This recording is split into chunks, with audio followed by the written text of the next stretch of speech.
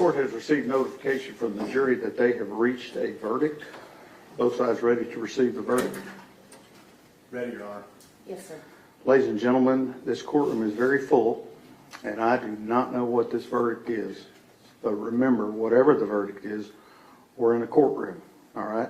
And there will be no reactions to the verdict, all right? Let's go to work.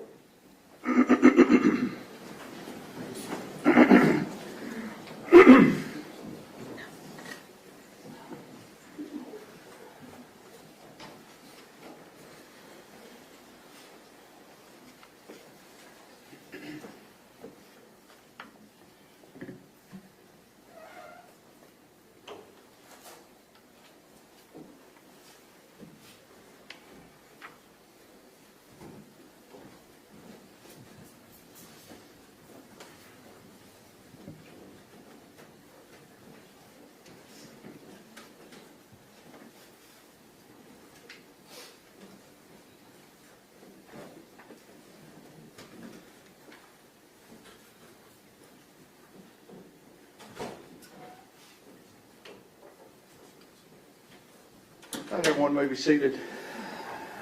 Good afternoon. Mr. Presiding Juror, it is my understanding the jury has reached a verdict on both issues. Okay, if you'd hand it please to Deputy King.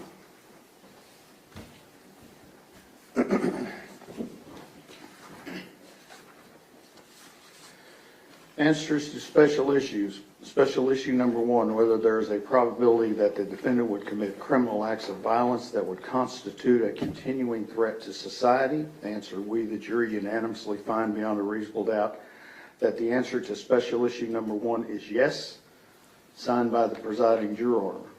Special issue number 2, whether taking into consideration all the evidence, including the circumstances of the offense, the defendant's character and background, and the personal moral culpability of the defendant, there is a sufficient mitigating circumstance or circumstances to warrant that a sentence of life imprisonment without parole rather than a death sentence be imposed. Answer, we, the jury, unanimously find that the answer to special issue number 2 is no, signed by the presiding juror. Does either side desire a poll? No, Your Honor. No, Your Honor. Ms. Anderson, Mr. Goebel, is there any legal reason why sentence should not be pronounced? No, Your Honor. Mr. Horner, if you'd stand, please. It's the order of the court that you, Tanner Lynn Horner, has been adjudged to be guilty of the offense of capital murder as found by the jury. Jury having answered the special issues, making it mandatory that your punishment be death, it is therefore the order of this court that your punishment be death. Before the hour of sunrise on a date to be determined by this court, upon a mandate of affirmance issued by the Texas Court of Criminal Appeals at the State Penitentiary in Huntsville, Texas, you will be caused to die in accordance with the rules and regulations established by the Texas Department of Criminal Justice until you, said Tanner Horner, are dead. Said execution procedure shall be determined and supervised by the Director of the Texas Department of Criminal Justice. The clerk of this court shall issue a death warrant in accordance with this sentence directed to the Director of the Texas Department of Criminal Justice for that purpose. Clerk shall deliver such warrant to the Sheriff of this county and to be by him delivered to the Director of the Department of Criminal Justice together with you, and you will remand to the custody of the Tarrant County Jail to await transportation to the Texas Department of Criminal Justice at Huntsville, Texas, and the execution of this sentence. I will sign this death sentence as required by law.